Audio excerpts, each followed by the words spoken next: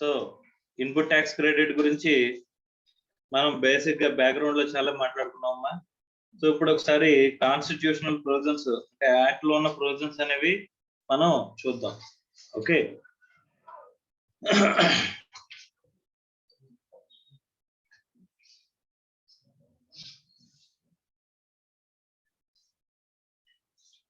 so provisions of ITC under CGST Act have also been made applicable to IGST Act. Wide section number 20 of the IGST Act అంటున్నాడమ్మా. ఇక్కడ మనం రెండు యాక్ట్లు చదువుతాం. అంటే మనకు ఉన్నవి ఎన్ని యాక్ట్లమ్మా? 4 యాక్ట్లు ఉంటాయి. CGST, SGST, IGST, UTGST. ఈ UTGST ని మనం UTGST ని SGST ఆర్ UTGST అని చెప్పేసి మాట్లాడుకుంటాం, అంతే కదమ్మా. సో ఈ SGST ఆర్ UTGST ఎలా ఉంటాయని చెప్పేసానంటే simply as like CGST. Some of the provisions with respect to CGST, IGST అనేవి సిమిలర్ గా ఉంటాయి, కొన్ని మాత్రమే మారుతాయని చెప్పేసి మనం మాట్లాడుకున్నాం, అంతే కదమ్మా. సో అందుకోసం చెప్పేసి ఇక్కడ ఏం చెప్తున్నాడంటే CGST యాక్ట్ లో ఏవైతే ఉన్నాయో అవే IGST యాక్ట్ లో కూడా సిమిలర్ గా ఇన్పుట్ ట్యాక్స్ క్రెడిట్ కి సంబంధించిన ప్రొవిజన్స్ అనేవి ఉన్నాయి అని చెప్పేసి చెప్తున్నాడు. Is it clear or not? Right, next.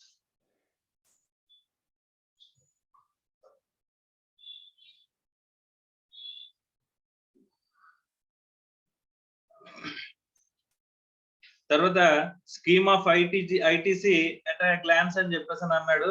అదొకసారి చూడమ్మా. మనం ఒక పాయింట్ అనేది జస్ట్ మాట్లాడుకోవాలి.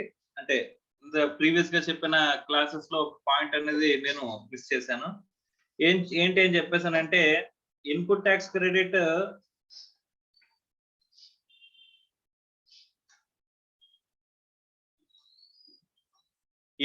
క్రెడిట్ అనేది మనకి వచ్చేటప్పుడు ఏమనుకున్నాం అంటేనమ్మా, మనం చేసే సప్లై ఎలా ఉండాలని చెప్పేసి చెప్పారమ్మా. ఏమన్నారు? Taxable supply. మన సప్లై అనేది ట్యాక్సబుల్ సప్లై అయితే మాత్రమే మనం ఏం తీసుకోగలం అని చెప్పేసి చెప్పుకున్నామ్మా. ఇన్పుట్ అనేది తీసుకోగలం అని చెప్పేసి మనం మాట్లాడుకున్నాం కదమ్మా. So you are eligible for input. If you are doing exempted supplies, మా ఎగ్జంప్టెడ్ సప్లైస్ చేస్తుంటే కనుక మీకు నో ఇన్పుట్. మీరు ఇన్పుట్ ట్యాక్స్ పే చేయరా? పర్చేజెస్ యాక్టివిటీస్ మీద మీరు తీసుకునే ఈ సర్వీసెస్, ఎగ్జంప్టెడ్ సర్వీసెస్ ప్రొవైడ్ చేయడానికి లేదా ఎగ్జంప్టెడ్ గూడ్స్ సేల్ చేయడానికి మనం ఏదైనా గూడ్స్ కొన్నా లేకపోతే సర్వీసెస్ తీసుకున్నా అందులో ట్యాక్స్ ఉండొచ్చు, ఉండకపోవచ్చు, అంతే కదమ్మా. ట్యాక్స్ ఉన్నా సరే మనం ఏం తీసుకోలేమ్మా, ఇన్పుట్ అనేది తీసుకోలేము అని చెప్పేసి మనం మాట్లాడుకున్నాం. Yes or no? అదే if I'm doing taxable as well as and exempted, మరి ట్యాక్సబుల్ సప్లైస్ చేస్తున్నాను, ఎగ్జంప్టెడ్ సప్లైస్ చేస్తున్నాను, అప్పుడు ఏం చేయమన్నారమ్మా?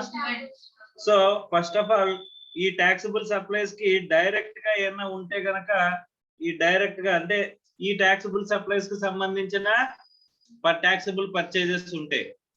అవి ఎగ్జంప్టెడ్ సప్లైస్ కి సంబంధించిన పర్చేజెస్ ఉంటాయి. ఎక్స్క్లూజివ్లీ దీనికే మాత్రమే వాడతాము. డైరెక్ట్ ఆర్ ఎక్స్క్లూజివ్ నేచర్ లో ఉన్న వాటిని ఏం చేస్తాం అనుకున్నామమ్మా, బైఫర్కేట్ చేస్తాం అనుకున్నాం లేదా?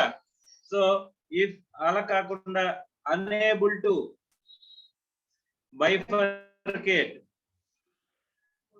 అప్పుడు ఏం చేయాలనుకున్నామమ్మా?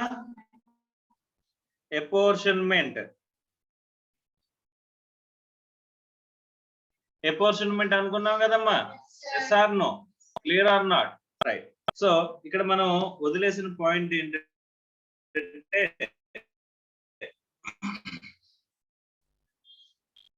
ఇక్కడ దేని మీద మనకి ఇన్పుట్ రాదు అని చెప్పేసి అంటే ఒకటి ఎగ్జంప్టెడ్ గూడ్స్ మీద. ఓకే, తర్వాత మనకి ఇక్కడ ఏం చెప్తాడు అంటే నిల్ రేటెడ్ అని చెప్పేసి ఉంటాయి. ఏంటివి? నిల్ rated.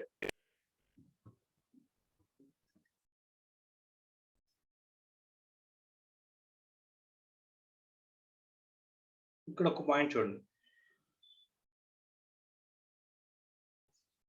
since ITC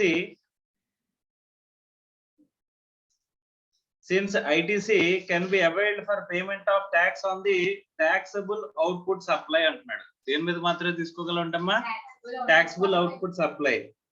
As a natural corollary, ITC is not available when the tax is not payable on output supplies, that is exempted supply.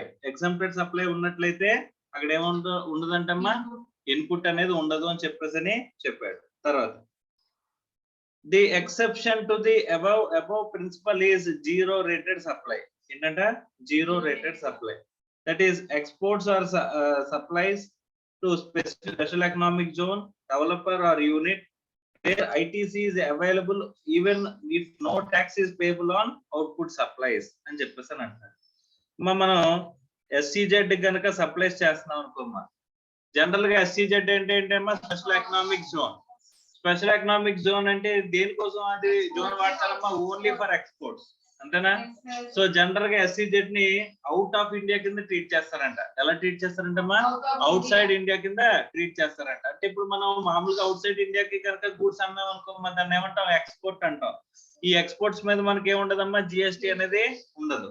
Okay, right. So అలాగే ఎక్స్పోర్ట్స్ మీద GST ఎలాగైతే ఉండదో, SEZ కి supplies చేసినప్పుడు కూడా మనకి ఏముండదమ్మా? GST అనేది ఉండదు. ఎందుకు? వాళ్ళు చేసేది ఎక్స్పోర్ట్ కోసం. SEZ వాళ్ళు చేసేది దేనికమ్మా? ఎక్స్పోర్ట్ కోసం. అలాంటప్పుడు మనం SEZ వాళ్ళకి పంపించడానికి కూడా ఏమంటాడమ్మా? ఎక్స్పోర్ట్ కింద తీసుకుంటాడమ్మా. ఓకే, సో అందుకని చెప్పేసి వాళ్ళకి పంపించే గూడ్స్ ని మనకి ఏమంటున్నాడమ్మా? GST లైబుల్ అవ్వదు. వాటిని జీరో రేటెడ్ సప్లైస్ అంటున్నాడు. ఏమంటున్నాడు? Zero rated supplies. సార్ ఇక్కడ SEZ కి మనం పంపించేటప్పుడు మనం ట్యాక్స్ కడతామా? SEZ కి నేను గూడ్స్ పంపిస్తున్నాను. SEZ లో ఒక యూనిట్ కొనుక్కున్నాడు. ఆ యూనిట్ వాడు నాకు గూడ్స్ కావాలని చెప్పేసి నాకు ఇండెంట్ పెట్టాడు. ఓకే, నేను గూడ్స్ వాడికి పంపిస్తున్నాను అనుకోమ్మా, వాడు ఏం చేస్తాడమ్మా? అమ్మా ఒక విషయం, ఇక్కడ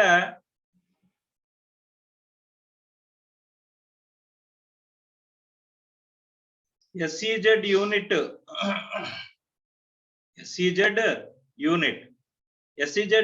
ఎక్స్పోర్ట్ చేస్తుందమ్మా. దీని మీద మనకి ట్యాక్సిబుల్ అవుతుందా? Not taxable under GST. ఓకేనా? మనం SEZ యూనిట్ కి సప్లై చేస్తున్నాం అనుకోమ్మా, అప్పుడు ట్యాక్సిబులే కదా. సో దేని గురించి మాట్లాడుతున్నాడు ఒకసారి మళ్ళీ చూడండి.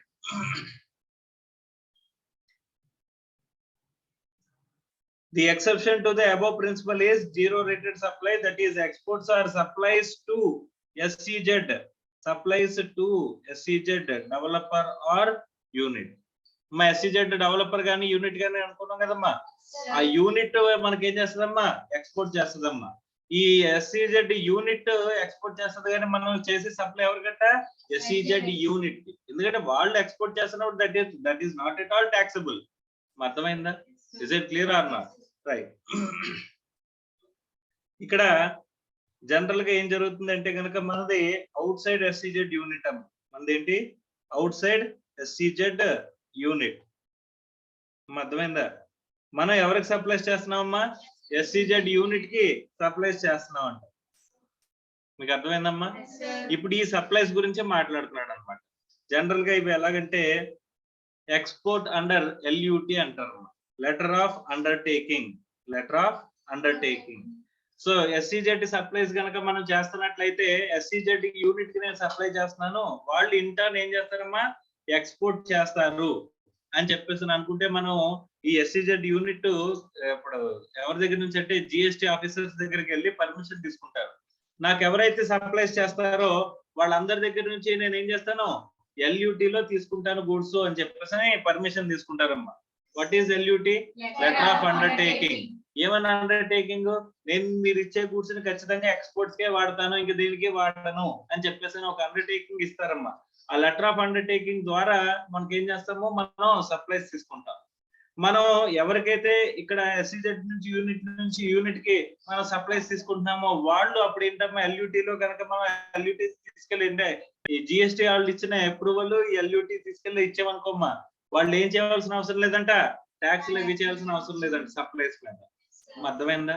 లేకుండా సార్ కొంతమంది ఏం చేశారంటే ట్యాక్స్ లెవీ చేసేసారు సార్, అప్పుడేంటి పరిస్థితి అని చెప్పేసానంటే ఇక్కడ అవుట్పుట్ అనేది ఏంటమ్మా ఎక్స్పోర్ట్ కదా.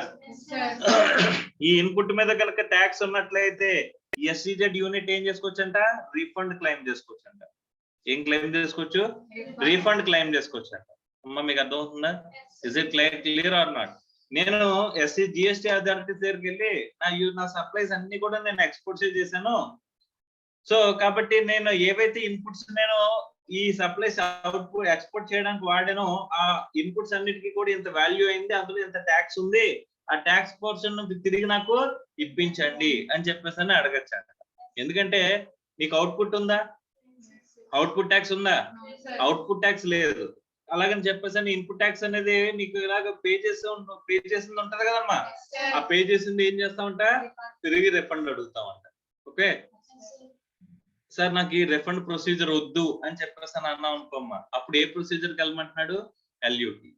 ఏ ప్రొసీజర్కి వెళ్ళమంటున్నాడు, ఎల్యూటీ. కనుక మనకి ఇది ఎవరికి, మనకు సప్లైస్ ఎస్ఈజెడ్ యూనిట్ మంది, మనకి ఎవరైతే సప్లైస్ చేస్తారో నేను ఆ ఎల్యూటీ కనుక లెటర్ ఆఫ్ అండర్టేకింగ్ కనుక ఇచ్చేసాను అనుకోమ్మా, అది జిఎస్టీ అథారిటీ సైడ్ నుంచి పర్మిషన్ తీసుకుని వాళ్ళు అసలు ట్యాక్స్ లెవీ చేయరు కదా.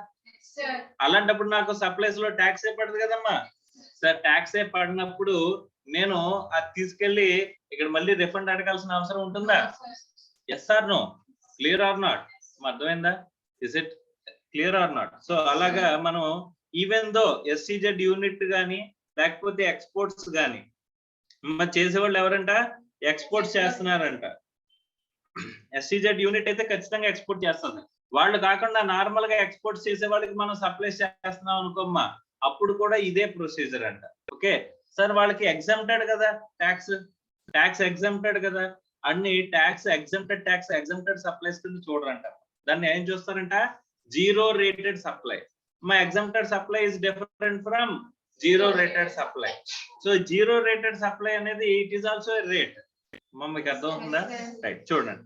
Such ITC can be used either for the payment of tax on supplies made with tax or refund of the same can be obtained. నేను ఆ ఇన్పుట్ ని నేను దేనికి వాడచ్చంటే వేరే టాక్సబుల్ సప్లైస్ ఏమైనా చేస్తున్నాను అనుకోమ్మా, నేను ఎక్స్పోర్ట్ చేస్తున్నాను, లేకపోతే ఇక్కడ ఎస్సీజెడ్ యూనిట్ కి ఇస్తున్నాను, నేను బయట సప్లైస్ కూడా చేస్తున్నాను అనుకోమ్మా. ఈ బయట సప్లై చేసినప్పుడు ట్యాక్స్ వస్తుంది కదా. ఈ ఇన్పుట్ ని నేను ఎస్సీజెడ్ యూనిట్ కి సప్లై చేసిన దాని మీద వచ్చిన ఇన్పుట్ ని దేనికి యూజ్ చేసుకోవచ్చంట, ఈ టాక్సబుల్ ఐటమ్స్ కి నేను యూజ్ చేసుకోవచ్చు అంట. జనరల్ గా అయితే కనుక అలా ఎగ్జామ్టెడ్ లో కుదురుతుందా, కుదరదాం. అర్థమైందా? సో ఎగ్జామ్టెడ్ వరకు మాత్రమే మనం చెప్పుకున్నాం, కానీ జీరో రేటెడ్ అనే దాని గురించి మాట్లాడుకోలేదు. అర్థమైందా? ఎగ్జామ్టెడ్ వేరు, జీరో రేటెడ్ వేరు. Yes or no, is it clear or not? So మనం ఎక్స్పోర్ట్ చేసే యూనిట్ కి లేదా ఎక్స్పోర్ట్స్ కి మనమే ఎక్స్పోర్ట్ చేయడం కానీ లేకపోతే ఎస్సీజెడ్ యూనిట్ కి మనం సప్లైస్ చేయడం కానీ చేస్తే ఆ అవుట్పుట్ మీద ఉన్న అవుట్పుట్ కి సంబంధించిన దాంట్లో zero rated tax, zero rated supply అది. ఓకే దానికి సంబంధించిన ఇన్పుట్స్ ఏవైతే ఉంటాయో ఇన్పుట్స్ నేను యూజ్ చేసుకోవచ్చా అంటే yes or no? Yes. Okay దాన్ని వేరే టాక్సిబుల్ సప్లైస్ కి నేను అడ్జస్ట్ చేసుకోవచ్చు లేదా రిఫండ్ అనేది అడగచ్చు అంట. అర్థమైందా? This simple mechanism is used to make exports and supplies to SEZ completely tax free. So మనం దేన్ని ప్రమోట్ చేస్తున్నారమ్మా, ఎక్స్పోర్ట్స్ ని ప్రమోట్ చేస్తున్నారు, అవునా? సో మీరు కనుక ఎక్స్పోర్ట్ చేసినట్లయితే దాని మీద ఉండే ట్యాక్సెస్, ఇన్పుట్ ట్యాక్సెస్ మీద దాని మీద అంతవరకు మేము కలెక్ట్ చేసిన ట్యాక్సెస్ అన్ని కూడా మీకు ఇచ్చేస్తాం. ఏమంటున్నారు? అంతవరకు కలెక్ట్ చేసిన ట్యాక్సెస్ అంతా కూడా మీకు ఇచ్చేస్తాం. అది ఎస్సీజెడ్ యూనిట్ సప్లై చేసినా డైరెక్ట్ గా మీరు ఎక్స్పోర్ట్ చేసినా అప్పటి వరకు వచ్చిన ట్యాక్సెస్ అన్నిటిని రిఫండ్ రూపంలో ఇచ్చేస్తాము లేదా దాన్ని వేరే టాక్సిబుల్ సప్లైస్ కి యూజ్ చేసుకోవడానికి మేము పర్మిషన్ ఇచ్చేస్తాము అని చెప్పేసి చెప్తున్నారు. అర్థమైందా? Is it clear or not? So కాబట్టి ఎగ్జామ్టెడ్ సప్లైస్ వేరు, జీరో రేటెడ్ సప్లైస్ వేరు. అర్థమవుతుందా? So if the taxable person is making both taxable and exempted supplies, already దీని గురించి మాట్లాడుకున్నాం కదమ్మా. ఏమనుకున్నాం? అపోర్షన్మెంట్ చేస్తామని చెప్పేసి మాట్లాడుకున్నాం కదా. Next, he is entitled to full credit on ITC input respect of inputs and input services and capital goods exclusively. Exempted supplies taxable supplies చేస్తున్నప్పుడు రెండు చేస్తున్నప్పుడు మనం ఏమనుకున్నాం ఎక్స్క్లూజివ్లీ అని చెప్పేసి అనుకున్నాం. ఎక్స్క్లూజివ్లీ చేస్తున్నవి అంటే టాక్సబుల్ సప్లైస్ మాత్రం యూజ్ చేస్తున్నాం అని చెప్పేసి అనుకున్నవి ఏం చేద్దాం అనుకున్నాం,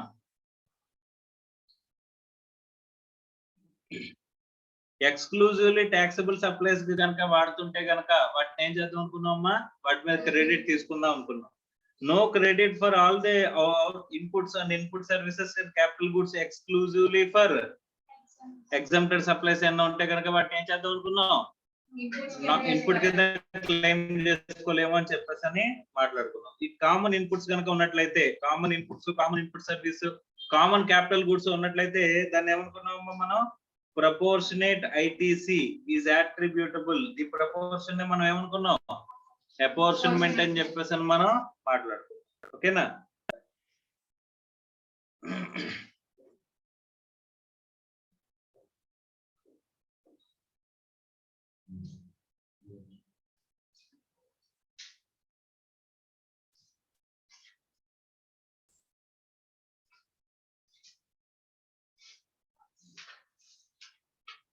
డెఫినేషన్స్ లో ఒకసారి మళ్ళీ జీరో రేటెడ్ సప్లై గురించి చూద్దాం. Zero rated supply means any of the following supplies of goods or services are both, namely export of goods or services are both, or supply of goods or services are both to SEZ developer or SEZ unit. వీళ్ళకి చేసేదాన్ని ఏమంటాం, zero rated supply. మా zero rated supply is different from exempted supply. రెండింటిని ఒకే పదంతో వాడచ్చా, అస్సలు వాడకూడదమ్మా. Common గా మనం ఇది ఆల్టర్నేటివ్ వర్డ్స్ కింద అస్సలు మార్చకండి. ఓకేనా.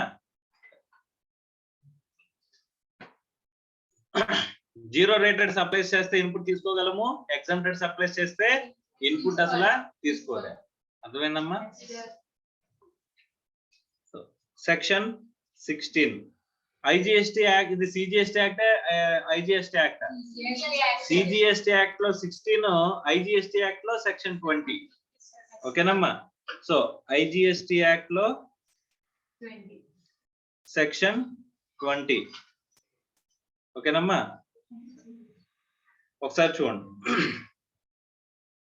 Every registered person shall subject to such conditions and restrictions as may be prescribed and in the manner specified in section 49 be entitled to take credit of input tax charged on any supply of goods or services or both to him which are used, intended to be used in the course or furtherance of business, and the said amount shall be credited to the electronic credit ledger of such person అని చెప్పేసి అంటున్నాడు. మన పేరు మీద normal గా మీరు bank account open చేసుకుంటారు కదమ్మా, అలాగా మన పేరు మీద ఒక లెడ్జర్ అకౌంట్స్, ఒక 3 లెడ్జర్ అకౌంట్స్ మెయింటైన్ చేస్తాడంట. మనం జిఎస్టి రిజిస్ట్రేషన్ తీసుకున్నాం అనుకోమ్మా, ఎన్ని లెడ్జర్ అకౌంట్స్ మెయింటైన్ చేస్తాడంట, 3. సో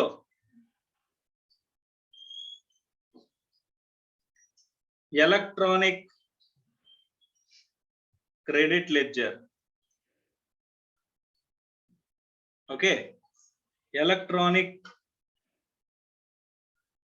cash ledger,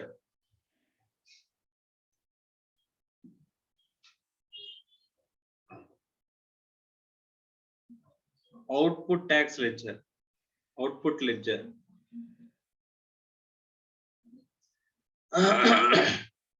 మనం ఎవరి దగ్గర నుంచి అయినా గూడ్స్ కొన్నాం అనుకోమ్మా, మనం గూడ్స్ కొన్న తర్వాత మనం ఇన్పుట్ తీసుకుంటున్నాం అనుకో, if you are eligible for input, అవన్నీ కూడా ఎక్కడికి వచ్చి పడతాయమ్మా, ఎలక్ట్రానిక్ క్రెడిట్ లెడ్జర్ లోకి వచ్చి పడతాయి. సో మన పేరు మీద ఎవడో కానీ టీడీఎస్ చేసాడంట, మన టీడీఎస్ గురించి ఆల్రెడీ చెప్పాను, గుర్తుందా? సో మనకి ఇప్పుడు మున్సిపల్ ఆఫీసెస్ ఉన్నాయనుకోమ్మా, జనరల్ గా ఎగ్జాంపుల్ కి మున్సిపల్ ఆఫీసెస్ కి నేను ఒక వర్క్ చేశాను అనుకోమ్మా, 12% ట్యాక్స్ రేట్ అండి. ఎంత?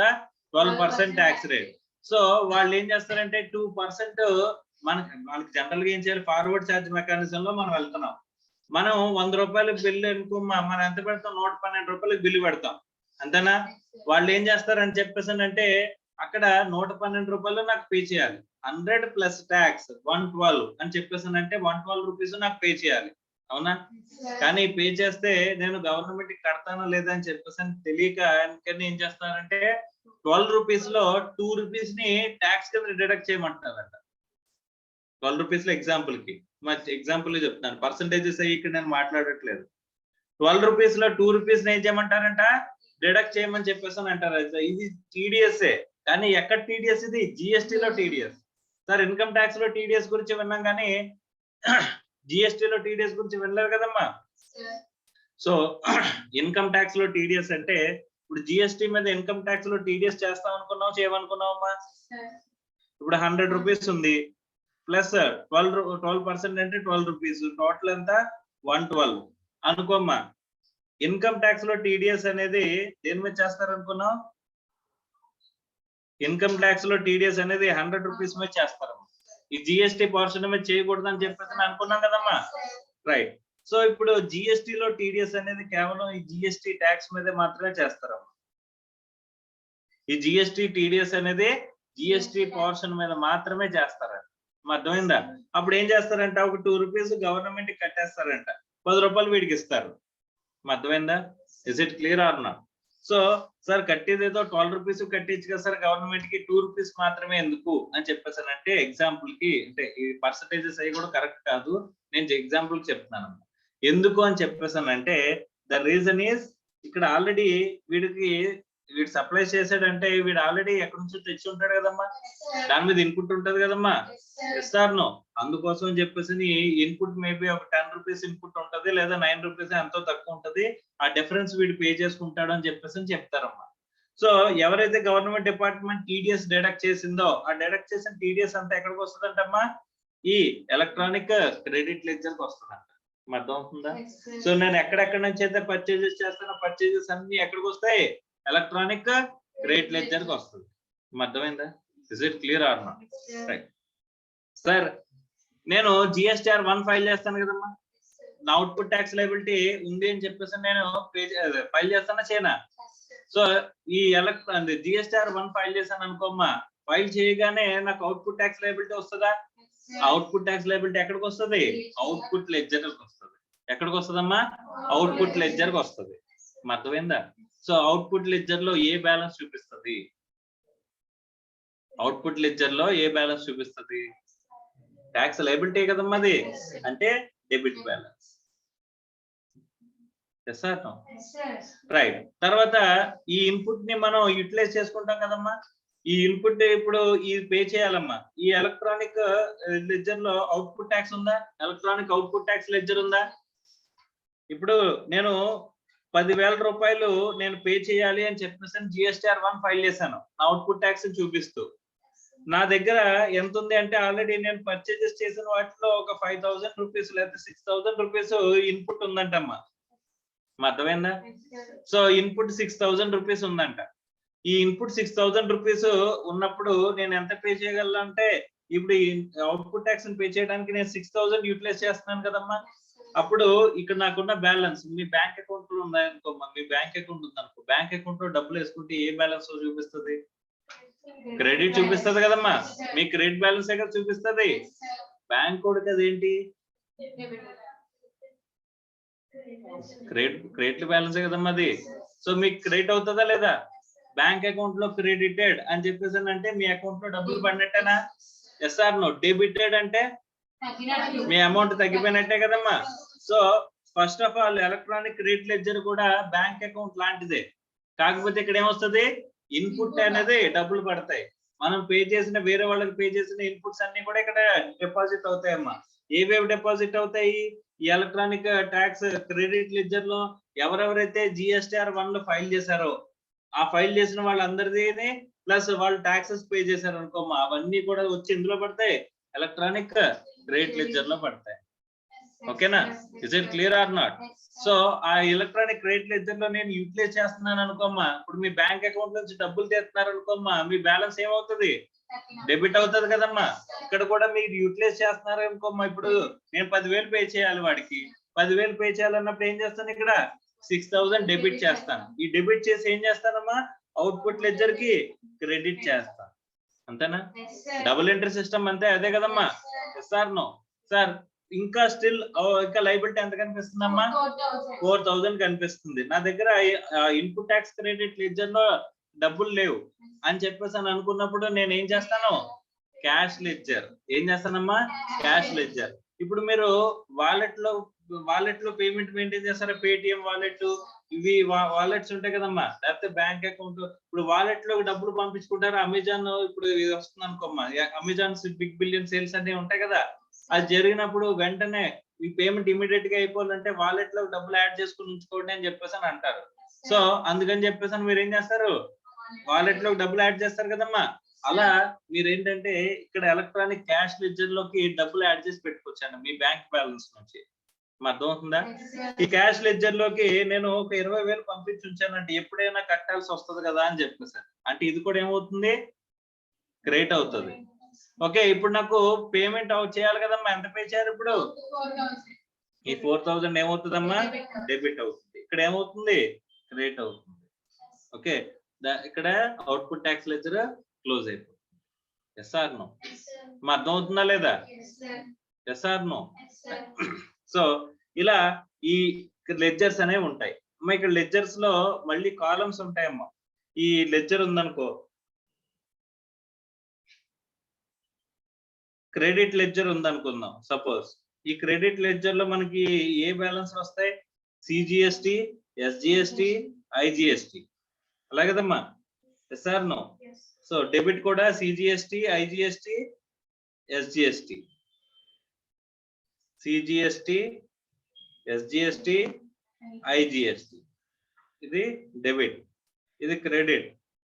CGST, SGST, IGST. Yes or no? Clear or not? Right. తర్వాత మీకు క్యాష్ లెడ్జర్ ఉంటది కదమ్మా. ఈ క్యాష్ లెడ్జర్ కి అయితే కొన్ని కాలమ్స్ అనేవి పెరుగుతాయి. మళ్ళీ ఏముంటది ఇక్కడ? CGST, SGST, CGST, SGST, IGST. వీటితో పాటుగా మనకి ఇక్కడ పెనాల్టీని, ఇంట్రెస్ట్ ఉంటాయి కదమ్మా. ఏదైనా పెనాల్టీ కడుతున్నాం అనుకో, మా పెనాల్టీ, ఆ ఇంట్రెస్ట్ అయినా కడుతున్నాం అనుకో, మా ఇంట్రెస్ట్, లేట్ ఫీ అని ఉంటదమ్మా, ఆ లేట్ ఫీజు. వీటన్నిటికీ సపరేట్ గా క్యాష్ లెడ్జర్ అనేది ఉంటుందంటమ్మా. మీకు అర్థం అవుతుందా? ఈ కాలమ్స్ అన్ని కూడా విడివిడిగా ఉంటాయి.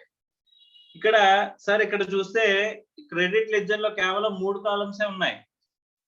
ఏమున్నాయి? CGST, SGST, IGST.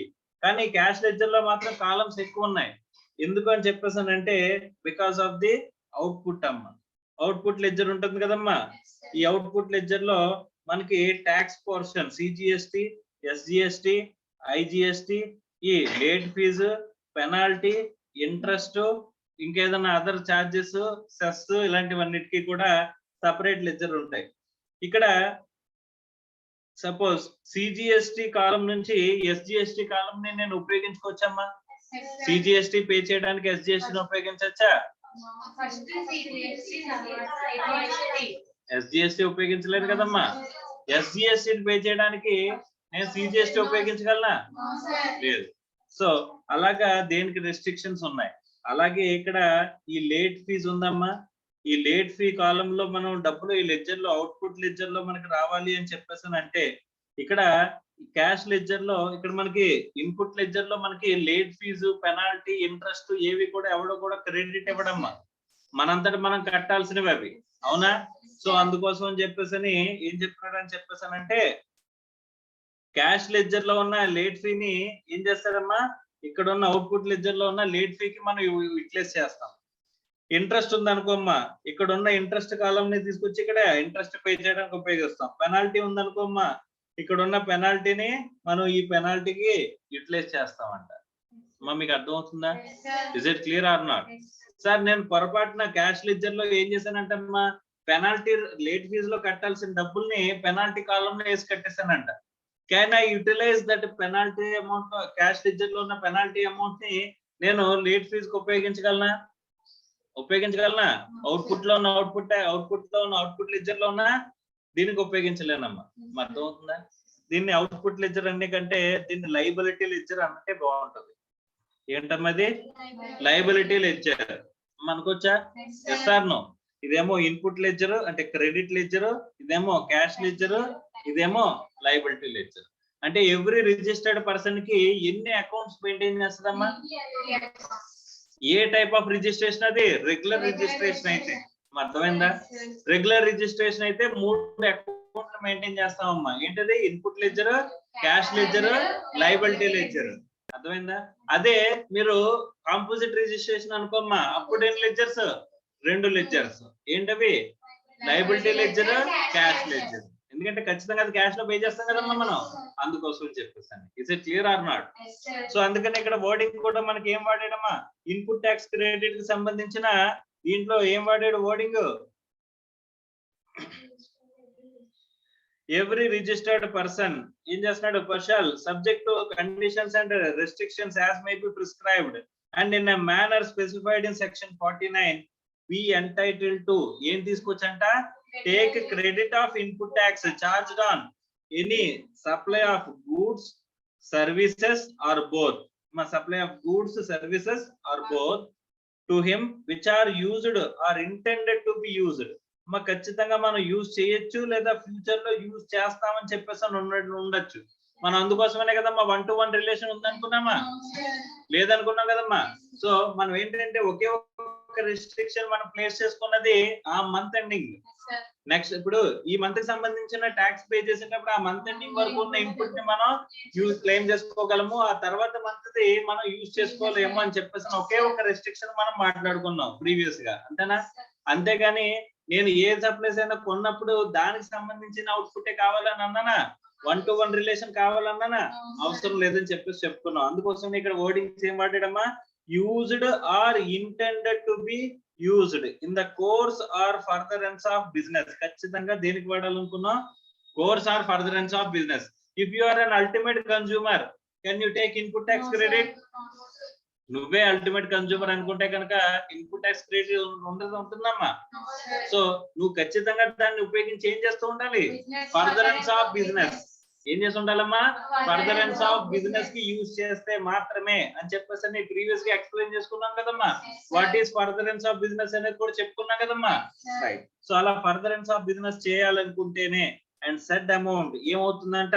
shall be credited to the electronic credit ledger of such person. మనం లెడ్జర్స్ గురించి కూడా మాట్లాడుకున్నామా? డెబిట్ ఎప్పుడవుతుంది, క్రెడిట్ ఎప్పుడవుతుందో మాట్లాడుకున్నాం కదమ్మా. మనం ఈ ఇన్పుట్స్ ని కనుక ఇన్పుట్ సర్వీసెస్, ఇన్పుట్ గూడ్స్ గురించి మాట్లాడుతున్నాడు. ఇంకా క్యాపిటల్ గూడ్స్ కి నెక్స్ట్ మాట్లాడతాడమ్మా. So input goods, input services or both రెండు వాడుతుంటే కనుక ఇన్పుట్స్ ఉంటే కనుక వాటిని ఏం చేస్తాడంట? అవి మనం సప్లైస్, ఫర్దరెన్స్ ఆఫ్ బిజినెస్ కి కనుక వాడుతున్నట్లయితే ఆ అమౌంట్ తీసుకెళ్లి ఎలక్ట్రానిక్ క్రెడిట్ లెడ్జర్ లో క్రెడిట్ సైడ్ చూపిస్తాము అని చెప్పేసి అంటున్నాడు. Yes or no? Clear or not? Next subsection 2. Notwithstanding anything contained in this section, no registered person shall be entitled to take credit of any input tax in respect of supply of goods or services or both to him. అమ్మ ఇక్కడ ఏం చెప్తున్నాడంటే no registered person అనేవాడు తీసుకోలేడంట. అంటే ఇక్కడ చూడండి main important, not with standing anything contained in this section. Even though నువ్వు furtherance of business కే వాడుతున్నా, ఏంటమ్మా ఇన్పుట్ గూడ్స్, ఇన్పుట్ సర్వీసెస్ నువ్వు ఫర్దరెన్స్ ఆఫ్ బిజినెస్ కే వాడుతున్నా, నువ్వు ఏం చేసుకోలేవంట? ఇన్పుట్ అనేది తీసుకోలేవంట. ఎప్పుడు? ఈ కండిషన్స్ కనుక ఏదన్నా సాటిస్ఫై చేయకపోతే. ఓకే. నాట్ విత్ స్టాండింగ్ పైన సబ్ క్లాస్ సబ్సెక్షన్ 1 ఏనమ్మా. అది సబ్సెక్షన్ 1 లో ఏం చెప్పారమ్మా? సబ్సెక్షన్ 1 లో నువ్వు గనక బిజినెస్ కి వాడుతున్నాను అని చెప్పేసి కనుక చూపిస్తే నీకు ఇన్పుట్ ట్యాక్స్ క్రెడిట్ లెడ్జర్ లో క్రెడిట్ ఇచ్చేస్తాను అని అన్నారు కదమ్మా. అన్నా సరే subsection 2 is over riding the subsection 1. ఎందుకు? The wordings called not with standing anything contained in this section అని అన్నాడు. కాబట్టి ఇంకా మనకి సబ్సెక్షన్ 1 లో నీకు అలౌ చేస్తానని చెప్పినా ఈ సెక్షన్ లో దీని ప్రకారం నేను అలౌ చేయవలసిన అవసరం లేదు. ఇప్పుడు నార్మల్ గా మనం ఇన్పుట్ అనేది ఎప్పుడు తీసుకోగలమని చెప్పేసి చెప్పుకున్నాం. అంటే కొన్ని ప్రొసీజరల్ ఆస్పెక్ట్స్ ఉన్నాయి అనుకున్నావా? ఎప్పుడు? ఒకటి మీకు ఇన్వాయిస్ ఉండాలి లేదా డాక్యుమెంట్ టు క్లెయిమ్ అనేది ఉండాలి కదమ్మా. ఆ డాక్యుమెంట్ ఉండాలనుకున్నాం. రెండోది ఏమనుకున్నాం? రిసిప్ట్ ఆఫ్ గూడ్స్ ఉండాలి అని చెప్పేసి మనం మాట్లాడుకున్నాం. మూడేంటి? మనం పేమెంట్ అనేది సో విత్ ఇన్ 180 days లో మనం పేమెంట్ చేయాలి, తర్వాత అవతల వాడు గవర్నమెంట్ కి పే చేయాలి. ఇలాంటివన్నీ చెప్పుకున్నాం కదమ్మా సార్. సో అందులో ఏ కండిషన్స్ ఇక్కడ చెప్తాడో అనేది ఇక్కడ చూద్దాం. అర్థమైందా? He is in possession of tax invoice or debit note issued by the supplier registered under this act or such other tax paying document as may be prescribed అని చెప్పేసి అంటున్నాడు. ఏం కావాలంట? మీ పొసెషన్ లో ఏముండాలంటమ్మా? ఖచ్చితంగా ట్యాక్స్ ఇన్వాయిస్ ఉండాలి are debit note. మా debit note వల్ల మనకి లైబ్రరీ మనకి ఏమవుతుంది? వాల్యూ పెరిగినప్పుడే కదమ్మా డెబిట్ నోట్ వస్తుంది. ఇప్పుడు మనకి సప్లై చేసినోడు ఇచ్చేదమ్మా డెబిట్ నోట్ అనేది. అర్థమవుతుందా? మనకి సప్లై చేసినోడు మనం సేల్స్ రిటర్న్స్ ఇచ్చేసాం అనుకో, మనకి ఏం చేస్తాడు? క్రెడిట్ నోట్ ఇస్తాడు. అర్థమైందా? అది ఎలా వస్తుంది అనేది కూడా మనం మాట్లాడుకున్నాం కదమ్మా. క్రెడిట్ నోట్ ఎప్పుడు వస్తుంది, డెబిట్ నోట్ ఎప్పుడు వస్తుంది? సో మనం సేల్స్ చేసాం, దాని వాల్యూ పెరిగింది, దాని వల్ల ఏం పెంచుతాం? ఒక డెబిట్ అంటే ఒక అడిషనల్ వాల్యూకి సప్లిమెంటరీ ఇన్వాయిస్ అని చెప్పేసి అని మాట్లాడుకున్నాం కదా. ఆ సప్లిమెంటరీ ఇన్వాయిస్ ఏం నథింగ్ బట్ డెబిట్ నోట్. మరి చెప్పాను, గుర్తుందమ్మా డెబిట్ నోట్ అనేది. సో ఆ డెబిట్ నోట్ కానీ ట్యాక్స్ ఇన్వాయిస్ కానీ రెండిట్లో రెండు ఏది ఉంటే అది ఉండాలండి మీ దగ్గర, పొసెషన్ లో ఉండాలి. ఓకేనా? రైట్. తర్వాత అవతల వాడు కూడా ఏమై ఉండాలి? Registered person. అర్థమైందమ్మా? ఇప్పుడు నేను రిజిస్టర్డ్ పర్సన్ అమ్మా. నేను ఎక్కడి నుంచి కొన్నానంటే కాంపోజిషన్ డీలర్ దగ్గర నుంచి కొన్నాను. Can I take the input? Unregistered dealer దగ్గర నుంచి కొన్నాను. వాడన్నా జిఎస్టీ వేస్తాడా? వేయినప్పుడు నాకేమో రాదు. ఎక్కడి నుంచి మాత్రం వస్తుంది నాకు? అది కూడా వాడు ఏం ఇష్యూ చేసి ఉండాలి? Tax invoice or debit note which contains a tax. Debit note which contains next or such other tax paying document as the case may be అని చెప్పేసి అంటున్నాడు. సార్ నేను గూడ్స్ ఇంపోర్ట్ చేశాను అనుకోమ్మా, నేను గూడ్స్ ఇంపోర్ట్ చేశాను, అప్పుడు ఏముంటదమ్మా? బిల్ ఆఫ్ ఎంట్రీ ఉంటుందా? అందులో మనకి నేను ఐజిఎస్టీ పే చేసింది, ఇంతకుముందు సిబిడి అని ఉంటది కదమ్మా, కౌంటర్ వెయిలింగ్ డ్యూటీ.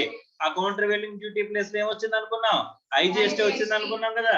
ఆ బిల్ ఆఫ్ ఎంట్రీకి సంబంధించిన డాక్యుమెంట్ ఏదైతే ఉంటుందో ఆ డాక్యుమెంట్ ఉన్నా సరే, అందుకోసం చెప్పేసి ఏమంటున్నాడు సింపుల్ గా, any such other tax paying document. మీరు నిజంగా ట్యాక్స్ పే చేసిన డాక్యుమెంట్ మీ దగ్గర ఉండి తీరాలంట.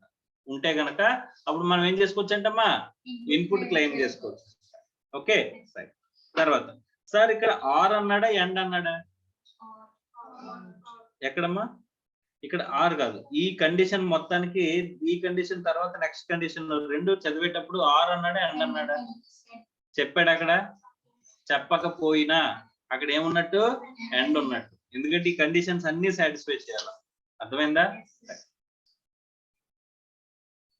ఇక్కడ అన్లెస్ అన్నట్టు చూసారా? అన్లెస్ అంటే ఇక్కడ అన్ని కూడా కంప్లై చేయండి, లేకపోతే మీకు ఇన్పుట్ రాదు అని చెప్పేసి అని చెప్తున్నట్టు. Okay. He has received the goods or services or both. ఏం చేసి ఉంటున్నాడు?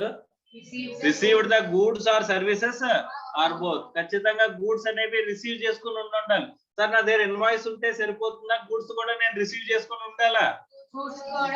ఎగ్జాంపుల్ కి ఒక విషయం చెప్తానమ్మా. లాట్స్ లో మనకి ఇప్పుడు డెలివరీ లాట్స్ గురించి మనం మాట్లాడుకున్నాం. కాంట్రాక్ట్ యాక్ట్ లో డెలివరీ గురించి సేల్ ఆఫ్ గూడ్స్ యాక్ట్ లో డెలివరీ గురించి మాట్లాడుకున్నప్పుడు డెలివరీ ఇన్ లాట్స్ గురించి మాట్లాడుకున్నామమ్మా.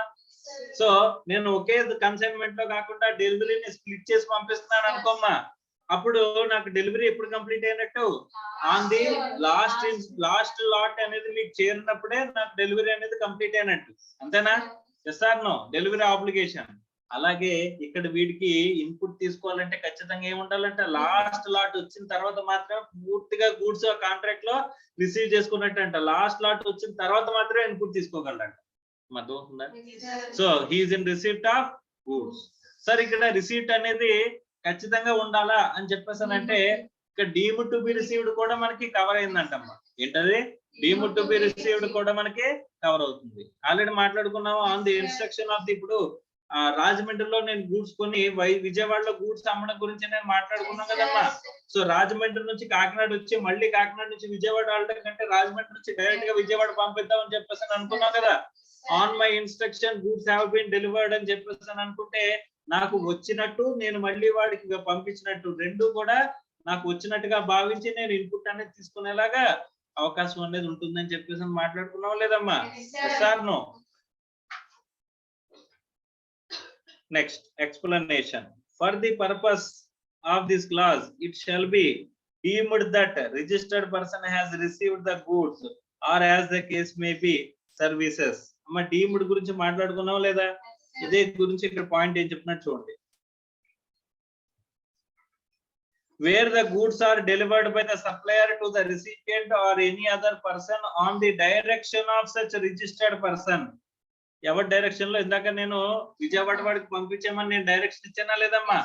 So on the direction of the registered person, whether acting as an agent or otherwise, before or during the movement of the goods, either by way of transfer of document of title to the goods or services. So ఇప్పుడు transfer of title to the title, transfer of document of title అంటున్నాడు. ఇప్పుడు రైల్వేలో goods book చేశాడమ్మా, Rajahmundry నుంచి విజయవాడకి ఏం చేశాడంటమ్మా? రైల్వేలో book చేశాడంట. ఆ రైల్వేలో బుక్ చేస్తే కనుక ఇక్కడ నుంచి నేను పంపిస్తాను కదమ్మా గూడ్స్. పంపించేటప్పుడు ఇంకా నేను నెల్లి నా దగ్గర రిసీవ్ చేసుకోను కదా, రాజమండ్రి వాడిని డైరెక్ట్ గా వ్యాగన్ లో ఎక్కించేసి ఇచ్చేమన్నాను. ఆ రైల్వే రిసీట్ ఉంటదమ్మా, ఆ రైల్వే రిసీట్ నాకు ఇస్తే ఆ రైల్వే రిసీట్ నేను విజయవాడ పార్టీకి ఇచ్చాను. ఓకే, సో నేను ఏం చేశానమ్మా ఇక్కడ transfer of document of title అంటారు దాన్ని. ఆ డాక్యుమెంట్ ఆఫ్ టైటిల్ ని నేను ట్రాన్స్ఫర్ చేస్తున్నాను. చేస్తే కనుక అలాంగ్ విత్ దట్ ఈ డెలివరీ నోట్ తో పాటుగా ఇన్వాయిస్ కూడా జనరేట్ చేసి నేను ఇచ్చేస్తే ఏమి ఇచ్చేసినట్టు అంటమ్మా? డాక్యుమెంట్ ఆఫ్ టైటిల్ ఇచ్చేసినట్ట. Okay right. Next, where the services are provided by supplier to the any person on the direction of the or on account of such registered person. మా goods కే కాదు, ఇది సర్వీసెస్ కూడా applicable అవుతుందని చెప్పేసి మనం మాట్లాడుకున్నాం కదమ్మా? Yes or no? సో అలా గూడ్స్ కి కానీ సర్వీసెస్ కి కానీ on the direction of the person జరిగితే కనుక, రిజిస్టర్డ్ పర్సన్ జరిగినట్లయితే దాన్ని దేని కింద భావిస్తారమ్మా? Deemed to be received or deemed to be received కింద తీసుకుంటారని చెప్పేసి మాట్లాడుకున్నావు లేదా? Yes or no? దీని ఎగ్జాంపుల్ కూడా మనం చెప్పుకున్నావు చెప్పుకోలేదమ్మా? రైట్. నార్మల్ గా ఇక్కడ చెప్పిన కండిషన్స్ ప్రకారం ఇక్కడ 4 కండిషన్స్ చెప్పినాడమ్మా, ABCD అని చెప్పేసాను. ఈ 4గిట్లో ఫస్ట్ ఏంటి? ఇన్వాయిస్ ఉండాలన్నారు. ఫస్ట్ ఏమన్నారమ్మా? ఇన్వాయిస్. సెకండ్ ఏమన్నారమ్మా? Receipt of goods. ఆ రిసిప్ట్ ఆఫ్ గూడ్స్ కి ఏమున్నది? ఎక్సెప్షన్. ఆ ఎక్సెప్షన్ ఏంటి? Deemed to be received. అది గూడ్స్ రిసీవ్ చేసుకున్నా, సర్వీసెస్ రిసీవ్ చేసుకున్నా, మనం on the direction of the registered person వేరే వాడికి సర్వీసెస్ చేసిన, on the direction of the registered person వేరే వాడికి గూడ్స్ డెలివరీ చేసిన, అక్కడ డెలివరీ కానీ సర్వీస్ కానీ జరిగింది అని చెప్పేసి అనుకుంటే ఆటోమేటిక్ గా దాన్ని ఏమంటున్నాడమ్మా? That is deemed to be received. అమ్మా అర్థమైందా? అలాంటప్పుడు మనం ఇన్పుట్ తీసుకోవచ్చా లేదా?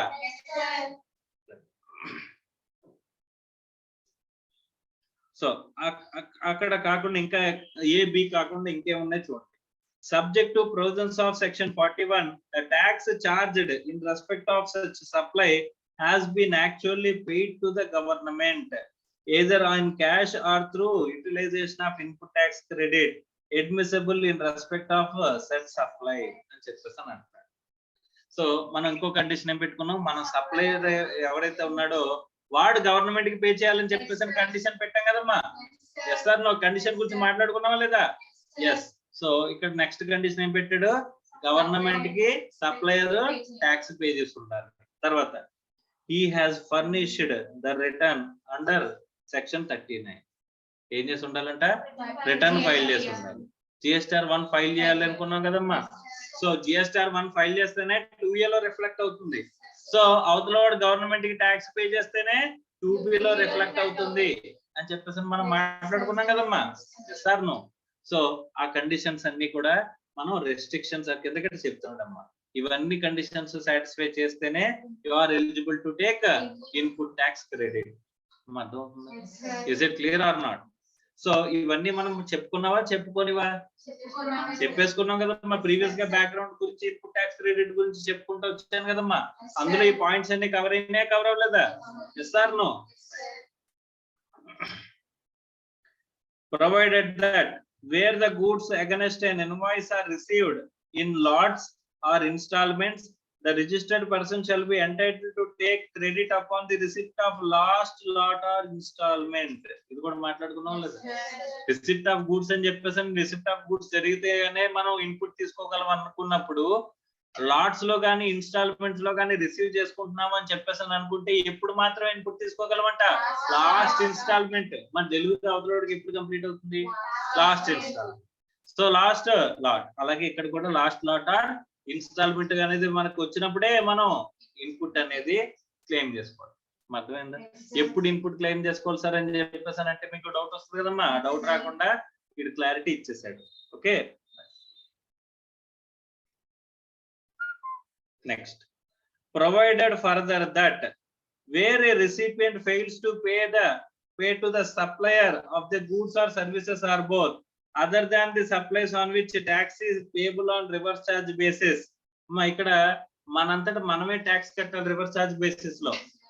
ఆ కేసెస్ కాకుండా మిగిలిన కేసెస్ లో the amount towards the value of supply along with the tax payable thereon within a period of 180 days from the date of issue of invoice by the supplier, an amount equal to the input tax credit availed by the recipient shall be added to his output tax liability along with the interest thereon in such a manner as may be prescribed. ఇది ఎవరిని protect చేయడానికి? Supplier ని protect చేయడానికి.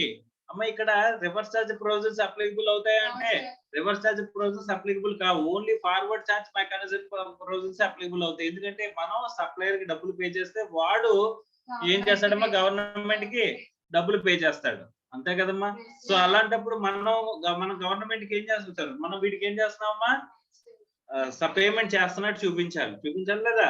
Payment చేయాలమ్మా. ఆ payment కనుక 180 days లోపు కనుక మనం చేయకుండా మనం వాడు ఇచ్చిన ఇన్పుట్ ట్యాక్స్ క్రెడిట్ ని కనుక తీసుకున్నట్లయితే వాటిని ఏం చేయాలి? రివర్స్ చేయాలి. రివర్స్ చేయడం అంటే ఏంటి? అవుట్పుట్ ట్యాక్స్ కి యాడ్ చేయమంటున్నాడమ్మా. మనకి లైబిలిటీ లెడ్జర్ ఒకటి ఉంది కదా, ఆ లెడ్జర్ కి ఏం చేసి పడేస్తాడు? వీడు యాడ్ చేసి పడేస్తాడు. అంటే డెబిట్ చేస్తాడా క్రెడిట్ చేస్తాడా? డెబిట్. అవుట్పుట్ లైబిలిటీ లెడ్జర్ కి మనం GSR 1 వేయగానే ఏమవుతుంది? లైబిలిటీ డెబిట్ అవుతుంది కదమ్మా. సో దానికి క్రెడిట్ వచ్చిందంటే ఎక్కడి నుంచి వస్తుంది? క్యాష్ లెడ్జర్ నుంచి కానీ క్రెడిట్ లెడ్జర్ కానీ. అర్థమవుతుందా? Is it clear or not? Next, ఇది కూడా మనం మాట్లాడుకున్నాం కదా.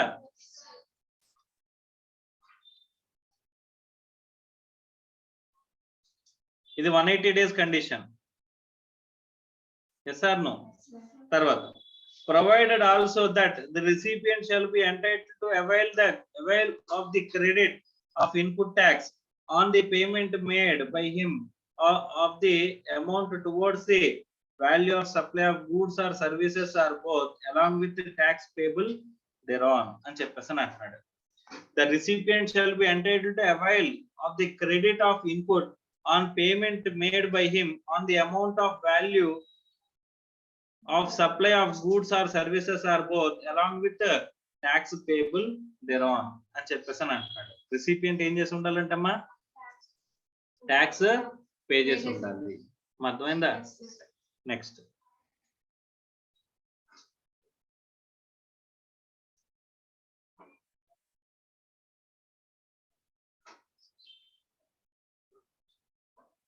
where the registered person has claimed depreciation on the tax component of the cost of capital goods and plant and machinery under the provisions of the Income Tax Act 1961, the input tax credit on the said component tax component shall not be allowed. చూసాం చూడలేదమ్మా? Yes or no? Depreciation దేని మీద? Tax portion మీద. అసలు asset మీద depreciation తీసుకోవద్దు అంటున్నాడా? Tax portion మీద depreciation తీసుకోవద్దని చెప్పేసి చెప్తున్నాడమ్మా. మీకు అర్థమవుతుందా? ఆ ట్యాక్స్ పోర్షన్ మీద కనుక మీరు డిప్రిసియేషన్ తీసుకున్నట్లయితే దాన్ని ఇన్పుట్ కింద మీకు అలౌ చేయను అని చెప్పేసి క్లియర్ గా చెప్తున్నాడు. Is it clear or not? దీని గురించి ఎగ్జాంపుల్ తో సహా చెప్పానమ్మా నేను.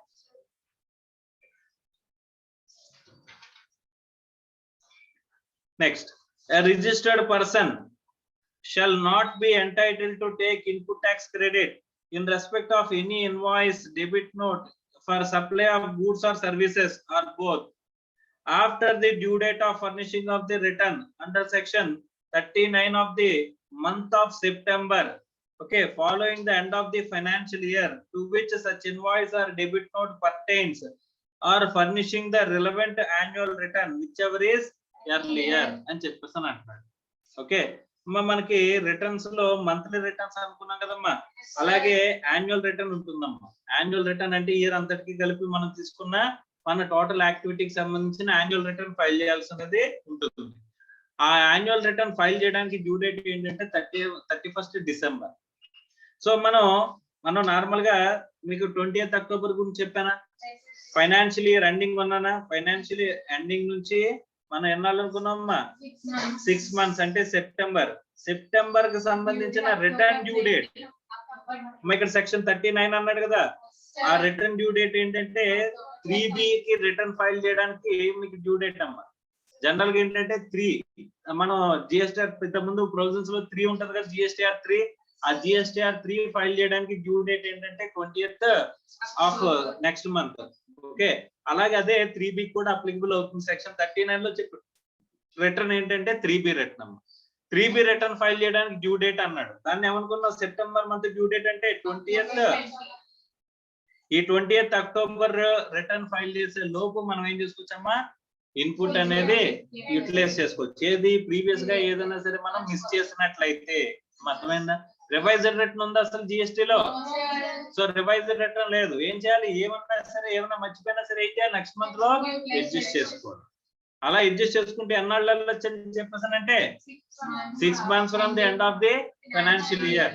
ఆ రిటర్న్ ఫైల్ చేసే due date 6 months from the end of the financial year కాదు, ఆ సెప్టెంబర్ యొక్క రిటర్న్ ఫైల్ చేసే డ్యూ డేట్ అని చెప్పేసి అన్నాడు. దాని రిటర్న్ ఫైలింగ్ డ్యూ డేట్ ఏంటి, 3B రిటర్న్ ఫైల్ చేసే డ్యూ డేట్, ఆ 3 or 3B రిటర్న్ ఫైల్ చేసే డ్యూ డేట్ అని ఎక్కడ చెప్పారు, సెక్షన్ 39 లో చెప్పారు. ఆ డ్యూ డేట్ ఏంటి, 20th October. So 20th October లోపు మనం ఏం చేసుకోవాలి, ఇన్పుట్ ని యూటిలైజ్ చేసుకోవాలి. చేసుకోకపోతే పోయినట్టు, యూ కెనాట్ క్లెయిమ్. తర్వాత ఎప్పటికీ కూడా ఏం చేసుకోలేమంట, ఇన్పుట్ అనేది క్లెయిమ్ చేసుకోలేము. అర్థమైందా? Is it clear or not?